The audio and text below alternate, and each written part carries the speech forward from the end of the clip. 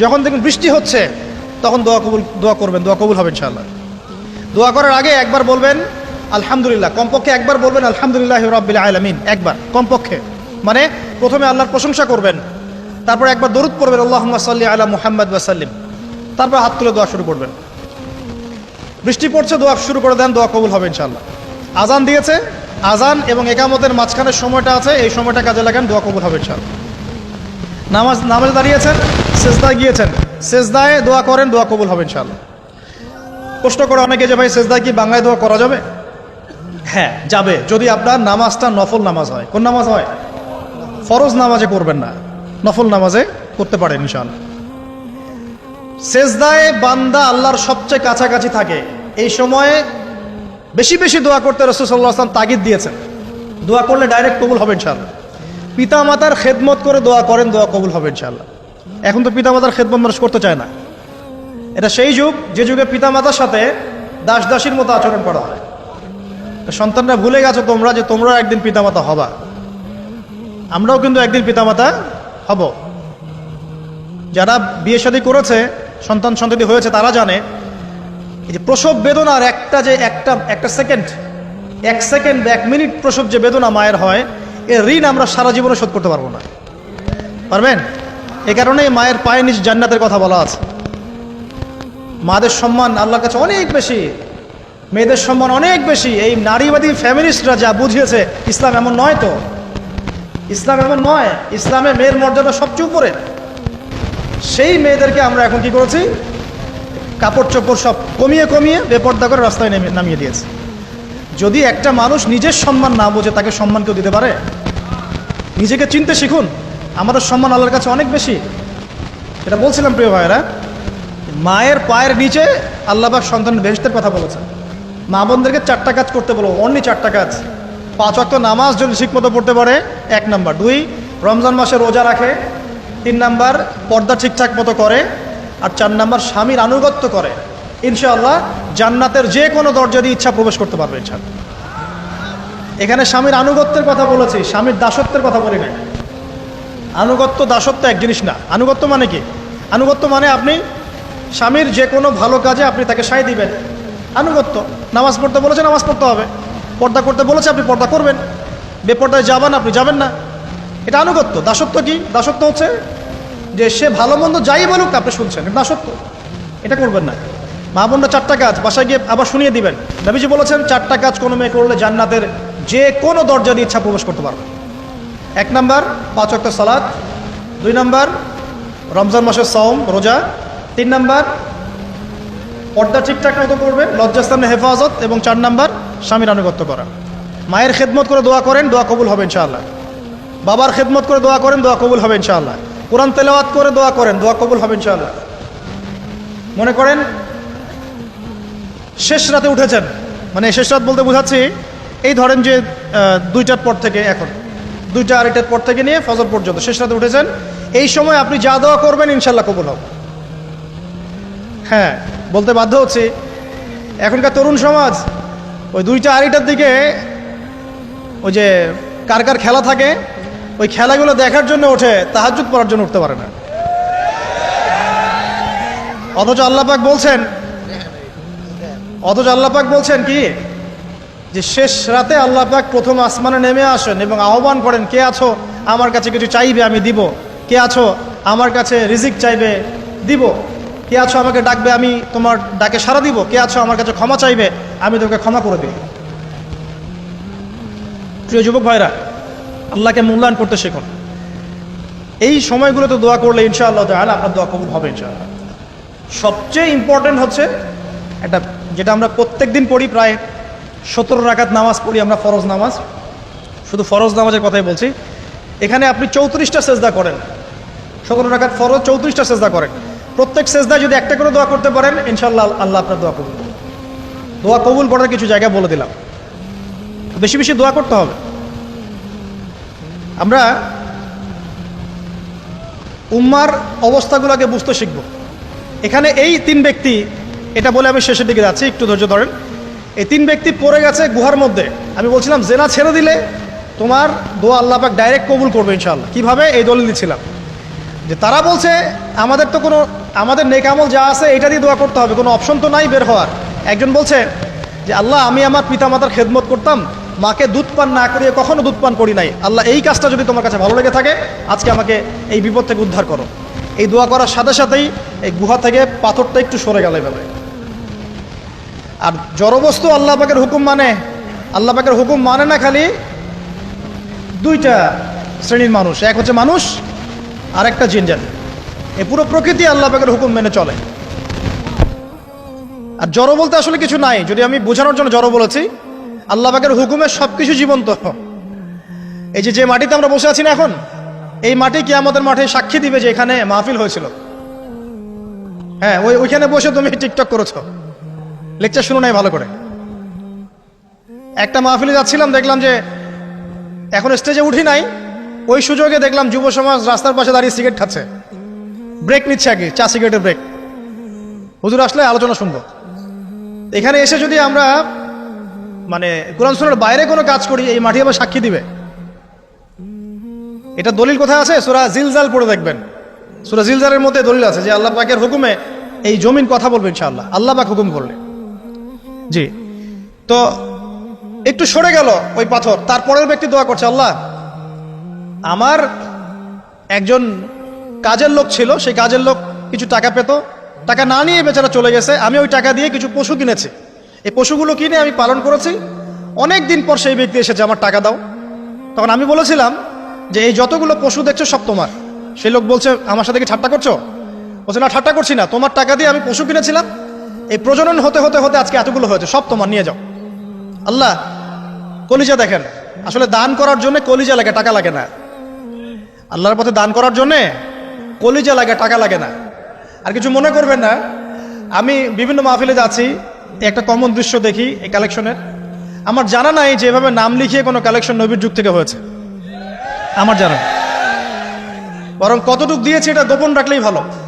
কে দিয়েছে, কত দিয়েছে জানানোর তো কোনো দরকার নাই, দিয়েছে নিয়ে চলে আসবেন, শেষ। আমরা কাকে সন্তুষ্ট করার জন্য দেই? আল্লাহ জানলেই তো যথেষ্ট। কি দরকার জনগণ জানতেই হবে আমি 5,000 টাকা দিয়েছি? এতে আমার লাভটা কি? নেকি উল্টারও কমে গেল। উল্টা 7 শ্রেণীর মানুষ, একটা হাদিস আছে, 7 শ্রেণীর মানুষ কিয়ামতের মাঠে আরশের ছায়া পাবে। কিসের ছায়া পাবে? আরশের ছায়া, যে ছায়া ছাড়া কোনো ছায়া থাকবে না। ওর মধ্যে এক শ্রেণী হচ্ছে ওই ব্যক্তি যে এত গোপনে দান করে, তার বাম হাত জানে না ডান হাত কি দান করছে। এই ব্যক্তি আরশের ছায়া পাবে ইনশাআল্লাহ। তো দুনিয়া যদি উদ্দেশ্য থাকে, নাম প্রকাশ করা, জাহির করার উদ্দেশ্য থাকে, বা যদি এমন হয় যে এখানে লৌকিকতা উদ্দেশ্য থাকে, নেকি নষ্ট হয়ে যেতে পারে, সুযোগ আছে, চান্স আছে। তো এই ট্রেডিশনগুলো বন্ধ করলে মনে হয় ভালো হয়। এটা আমার পরামর্শ, বাকিটা বিবেচনা আপনাদের। আর এই ব্যক্তি বলছে আমি এই সব কিছু দান করে দিয়েছি। দেখেন, দান করতে কি লাগে? কলিজা লাগে, টাকা লাগে না কিন্তু। আসলে দান করতে কলিজা লাগে। অনেক রিক্সাওয়ালাকে দেখেছে আমরা, 100 টাকা দান করে দিল, মসজিদের জন্য দান চাচ্ছে, 100 টাকা দান করে দিল। আর অনেক দেখবেন বিত্তশালী, ঢাকা শহরে যাচ্ছি বনানী গুলশান দিয়ে, দান করতে চাইলে 2 টাকা দিচ্ছে, 5 টাকা দিচ্ছে। এমন হয় না? দান করতে কলিজা লাগে। আর একটা কথা মনে রাখবেন, আপনি যত দান করবেন আল্লাহ আপনাকে তত বেশি দিবেন ইনশাআল্লাহ। ইনশাআল্লাহ আল্লাহ পাকের খাজানা যে এত প্রচুর, আপনি দান করলে কমে যাবে এই চিন্তাই করবেন না কখন। তবে সবচেয়ে সেরা দান কোনটা জানেন?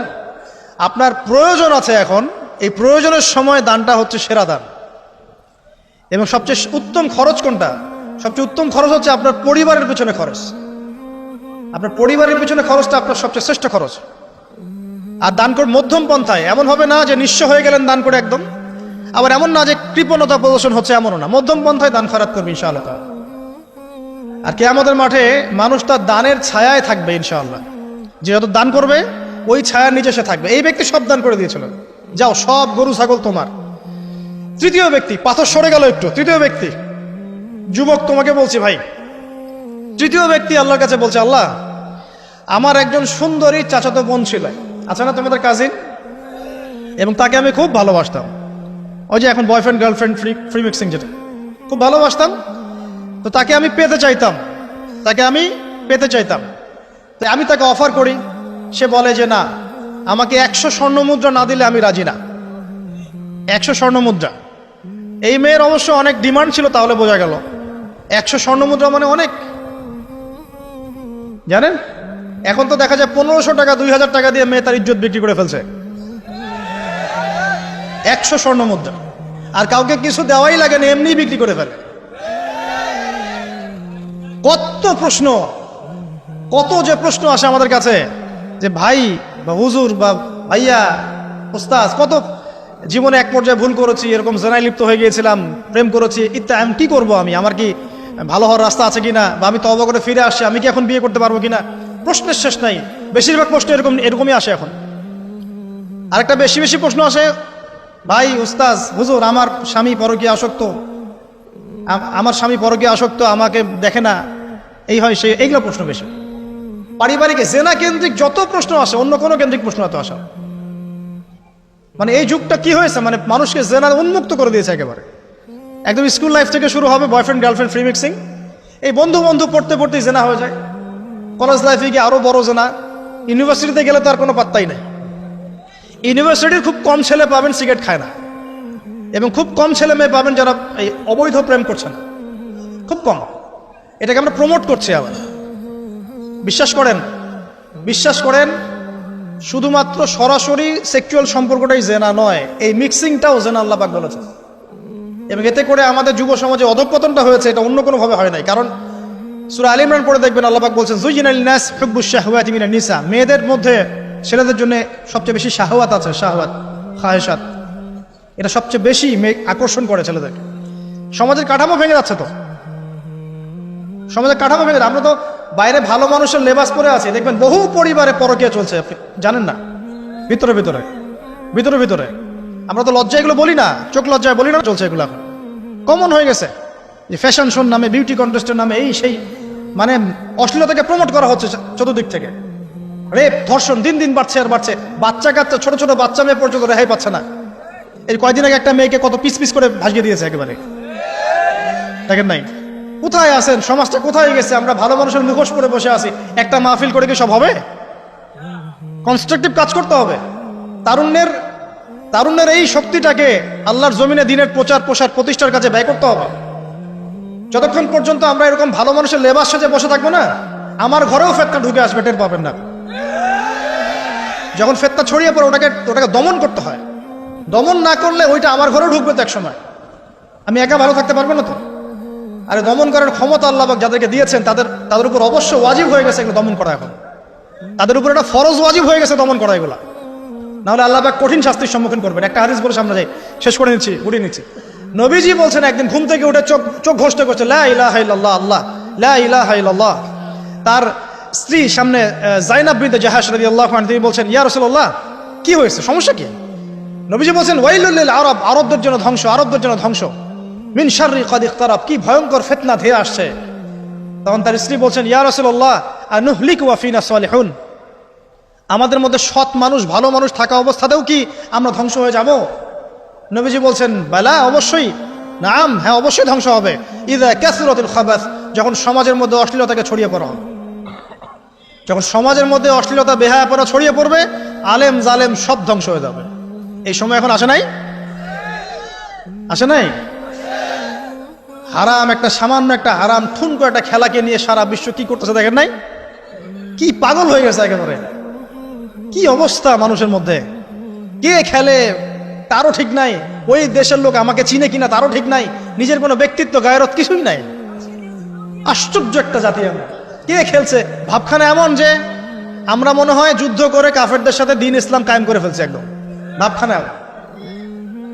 অথচ এগুলো তৈরি করা হয় কি জন্য? যাতে মুসলিম জাতি একদিকে ফোকাস করে থাকে, অন্যদিকে ওরা তাদের উদ্দেশ্য সাধন করবে। এখন সারা ওয়ার্ল্ডের চেহারা একদিকে ফিরাইছে, এদিকে দেখো, এই যে খেলা দেখো, আর বাকি পিছনে যে কাজগুলা ঠিকই করছে ওরা। দেখবে কি কাজ করছে কয়দিন পরে দেখতে পারবেন। পাবলিকলি আমি বললাম না, কারণ বললে সব বুঝবেন না আপনারা, আর সব জায়গায় সবকিছু বলতে নাই। ওদের উদ্দেশ্য ওরা কখনো ভুলে যায় নাই। ওরা চাচ্ছে সারা বিশ্বটাকে শাসন করতে এবং মুসলিমদেরকে দমন করতে, এবং আপনাকে খেলতামাশায় ব্যস্ত রেখেছে। লাচো এখন যুবকদের কোনো হিতাহিত জ্ঞান পর্যন্ত চলে গেছে। এখন হিতাহিত জ্ঞান, তোমাকে এইভাবে চুল কাটতে কে বলছে? তোমাকে এইভাবে চুল কাটতে কে বলছে? এদিকে একদম ছিলে রেখে দিচ্ছে, এখানে মাঝখানে উঁচা একটা ময়ূরের মতো রেখে দিচ্ছে, মানে এভাবে চুল কাটতে তোমাকে কে বলছে? কে তোমাকে মেসির ফলো করতে বলছে? তোমার জন্য রাসূল সাল্লাল্লাহু আলাইহি ওয়াসাল্লামের বাবরি চুলের সুন্নত নাই? আজীব একটা ব্যাপার। দাড়ি রাখছো, বিরাট কোহলির মতো দাড়ি রাখছো, কেন? রাসূল সাল্লাল্লাহু আলাইহি ওয়াসাল্লামের মতো ছাড়া দাড়ি রাখতে পারো না? আশ্চর্য।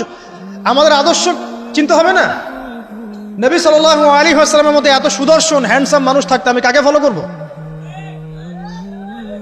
যুবকদের পুরো মাথাটাকে ব্রেন ওয়াশ করে ফেলা হয়েছে, কারণ ওরা জানে খুব ভালো করেই যুবকরা যদি আল্লাহর পথে ফিরে আসে ওদের সমস্যা আছে, সমস্যা।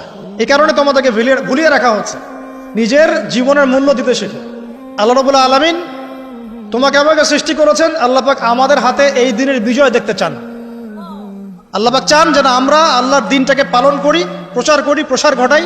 ইনশাআল্লাহ এক সময় দিন প্রতিষ্ঠা হবে ইনশাআল্লাহ। আমরা যদি খেলতামাশায় মত্ত থাকি তাহলে দিনের প্রচার কে করবে, প্রসার কে করবে? আর সব কি ওলামায়ে কেরামের দায়িত্ব? সাধারণ মানুষের কোনো দায়িত্ব নাই? সবাই এখন এই যে ডক্টর হতে চান, ইঞ্জিনিয়ার হতে চান, ভালো কথা, হন। এবং সবসময় দেখা যায় আলেম ওলামাদের সবার ভুল ধরার চেষ্টা করতে থাকেন। আপনি নিজে আলেম হচ্ছেন না কেন? তাহলে আপনি নিজে আলেম হন না কেন? নিজে একজন মুফতি হচ্ছেন না কেন? নিজে একজন মুহাদ্দিস হচ্ছেন না কেন? এতই যদি ভুল ধরতে পারেন অনলাইনে, আপনি নিজে একজন আলেম হয়ে দেখান না কেন? তারপর দুটো কথা বলেন যাদের সামনে, দেখেন মানুষ কিভাবে রিসিভ করে। কত সহজ এই কাজটা। নিজে কিছু করছেন না, সারাদিন মানুষের পিছনে লেগে আছে। দেখবেন কিছু মানুষ আছে এই মুসলিম সমাজের মধ্যেই, আমি তো লম্বা করে ফেলছি হয়তো বা, মুসলিম সমাজের মধ্যেই কিছু মানুষ ইসলামের লেবাস পোশাক পরেই আছে, কিন্তু এরা মুসলিমদেরকে ছোটখাটো বিষয়ে ব্যস্ত রেখেছে। হাত বাঁধা, রফুলিয়া দেন, জোরে আমিন, পায়ে পা, এই কিছু কিছু সিলি বিষয়ের জন্য বলছি যে বড় বড় বিষয়গুলো বাদ দিয়ে ছোটখাটো বিষয়গুলো কিনে উম্মাকে ইখতিলাফে ব্যস্ত রেখে দিয়েছে। ভাবখানে এমন যেন ইসলামের সব বিষয় প্রতিষ্ঠা হয়ে গেছে, এখন এই 4টা বিষয় বাকি আছে। ভাবখানে এমন, অথচ সারা ওয়ার্ল্ডের মধ্যে ইসলাম আস্তে আস্তে সংকুচিত হয়ে গেছে। আমরা কবে স্মার্ট হব? প্রিয় ভাইরা, মনে রাখবেন আমরা সবাই মিলেই মুসলিম জাতি। পলিটিক্যাল লিডার্স আছেন, প্রশাসনের লোক আছেন, আমাদের যুবক যুবতী, তরুণ তরুণী, সবাই মিলেই আমরা এই উম্মা জাতি। আমরা কেউ কারো শত্রু নই, কেউ কারো দুশ্মন নই। সবার মধ্যে ভালো কিছু পাবেন, ভালো নিয়ে নেন, খারাপটা ছেড়ে দেন। উম্মাকে ঐক্যবদ্ধ করার চেষ্টা করেন। এই ছোটখাটো বিষয়গুলোকে ইখতিলাফ বন্ধ করেন, আল্লাহর ওয়াস্তে বন্ধ করেন। বড় বড় বিষয়গুলোর দিকে ফোকাস করেন। তরুণদেরকে শিক্ষিত করেন, আদর্শ পরিবার করেন, শিক্ষা অর্জন করেন, জ্ঞান অর্জন করেন, বড় আলেম স্কলার হন, বিশ্বকে নেতৃত্ব দেন। পলিটিক্স করলে ভালো করে করেন, যাতে করে আপনার দ্বারা দুনিয়ার দিনের খেদমত হয়, আলহামদুলিল্লাহ। ইকোনমিক্স হলে ভালো করে হন, বিজ্ঞানী হলে বড় বিজ্ঞানী হন, মানে আপনি বড় স্বপ্ন দেখেন। ইয়াং জেনারেশনকে নিয়ে আসেন ইসলামের দিকে, তাদের দ্বারা ইনশাআল্লাহ ইসলামের বিজয় হবে। ওই যুবক বলছে, আল্লাহ আমার এই চাচাতো বোনকে পেতে চাইতাম, সে 100 স্বর্ণমুদ্রা চেয়েছে। 100 স্বর্ণমুদ্রা সে বহুত কষ্ট করে অর্জন করে শেষমেশ ওকে দিল। দেওয়ার পর বলছে এখন আমাকে দাও। এখন সে প্রস্তুত, শুরু করবে, মানে দুজন কাছাকাছি এসে গেছে, এবার সেক্সুয়াল সম্পর্ক শুরু হবে কেবল। এই হওয়ার সময় এই মেয়ে বলে বসছে যে হে আল্লাহর বান্দা, আমি আমার সতীত্ব এতদিন পর্যন্ত হেফাজত করেছি, আল্লাহর দোহাই লাগে আমার সতীত্বটা নষ্ট করো না। কে বলছে? এই মেয়েটা বলছে। এবার এই ছেলে তাৎক্ষণিক সেখান থেকে উঠে গেল। হাদিসে এমন শব্দ এসেছে যে সেই ছেলে ওই মেয়ের মানে মাঝখানে বসে পড়েছে আর কি। ওখান থেকে সে উঠে গেল, উঠে স্বর্ণমুদ্রাও নিল না, স্বর্ণমুদ্রা রেখে দিয়ে সে আল্লাহর ভয় সেখান থেকে উঠে চলে আসলো, জেনা করলো না। সে বলছে, আল্লাহ ওই কাজটা যদি আমি তোমার ভয়ে করে থাকি, তুমি যদি জানো, আজকে এই পাথরটা এখান থেকে সরিয়ে দাও আল্লাহ। আল্লাহ পাক সেই পাথরটা পুরো সরিয়ে দিলেন এখান থেকে। চাক্ষুষ মৃত্যুর হাত থেকে আল্লাহ পাক বাঁচালেন কোন ওসিলায়? জেনা থেকে দূরে থাকার ওসিলায়। প্রিয় যুবক ভাই এবং যুবতীদেরকে বলবো, চারিত্রিক পবিত্রতা হেফাজত করেন, আল্লাহর ওয়াস্তে নিজের জীবনটাকে পবিত্র করেন, দিনের ইলম অর্জন করেন, বেশি বেশি আমল করেন, ভালো কাজে ব্যস্ত থাকেন, সমাজ কল্যাণমূলক কাজ করেন, বেশি ভালো কাজে ব্যস্ত থাকেন। খারাপ সার্কেলের সাথে মিশিয়েন না, ভালো সার্কেলে মিশেন। আলেম ওলামার সাথে সম্পর্ক রাখেন, মাদ্রাসার সাথে একটু যোগাযোগ রাখেন, দিনই হালাকাগুলোয় বসেন। এই অহেতুক ফাহেসা কাজগুলোতে সময় নষ্ট করেন না। কোরআন তেলাওয়াত করেন, বেশি বেশি করেন, দিনই বইপত্র পড়েন। এই যে ভ্রাম্যমাণ লাইব্রেরিগুলো আছে না, বই পড়েন। আমি বলছি না শুধু ইসলামিক বই পড়তে হবে আপনাকে, আপনি অর্থনীতির বই পড়েন, সমাজবিজ্ঞানের বই পড়েন, রাষ্ট্রবিজ্ঞানের বই পড়েন, জিওপলিটিক্যাল বইগুলো পড়েন, কোরআন সুন্নাহ তো পড়বেনই, শিক্ষিত হন ইনশাআল্লাহ তাআলা। আজ হোক আর কাল হোক আমরা বিশ্বাসী, ওই যে যুগটা ছিল, যে যুগে মুসলিমরা সারা বিশ্ব দাপটের সাথে দাপিয়ে বেরিয়েছে আর কি, প্রত্যেকটা ডিপার্টমেন্ট মুসলিমরা রুল করেছে, ইনশাআল্লাহ আবারও সেই সময় ফিরে আসবে ইনশাআল্লাহ। আমরা বিশ্বাস করি আল্লাহ রাব্বুল আলামিন তার রাসূলের মাধ্যমে জানিয়েছেন যে ফিতনাময় পরিবেশটা চিরস্থায়ী হবে না। এখন হয়তো ফিতনা চলছে, কিন্তু এরপরে আসবে ইনশাআল্লাহ তাআলা আল মাহদির যুগ। কার যুগ? ইমামুল মাহদির যুগ আসবে ইনশাআল্লাহ। তারপরে ঈসা ইবনে মারইয়ামকে আল্লাহ পাক পাঠাবেন এবং যত দুশমন আছে ইসলামের সবার সাথে সরাসরি ব্যাটল হবে, হাদিসে বলা আছে, কিছু করেন নাই। এবং সেই যুদ্ধগুলোতে মুসলিমরা জিতবে ইনশাআল্লাহ। তারপরে সারা বিশ্বে ইসলামী খেলাফা কায়েম হবে ওই জেরুজালেম থেকে ইনশাআল্লাহ আযজা ওয়া জাল। আমরা দোয়া করি আল্লাহ রাব্বুল আলামিন আমাদের যুব সমাজকে যেন কবুল করে নেন, আমিন, এবং তাদেরকে এই জাগতিক ফিতনাগুলো থেকে আল্লাহ পাক হেফাজত করুন। আমাদের সতীত্ব, পবিত্রতা, চরিত্রের সৌন্দর্য আল্লাহ পাক যেন অটুট রাখে, জেনা থেকে আল্লাহ পাক যেন বাঁচিয়ে রাখে। আল্লাহ পাক আমাদের সবাইকে দিনের এলেম অর্জন করার তৌফিক দান করেন, জীবন সম্পর্কে সচেতন হওয়ার তৌফিক দান করেন, সময়কে মূল্যায়নের তৌফিক দান করেন, খাস পর্দায় থাকার তৌফিক দান করেন মা বোনদেরকে, এবং আমাদের মধ্যে উম্মার ঐক্যের জন্য কাজ করার তৌফিক আল্লাহ পাক সবাইকে দান করেন, আমিন।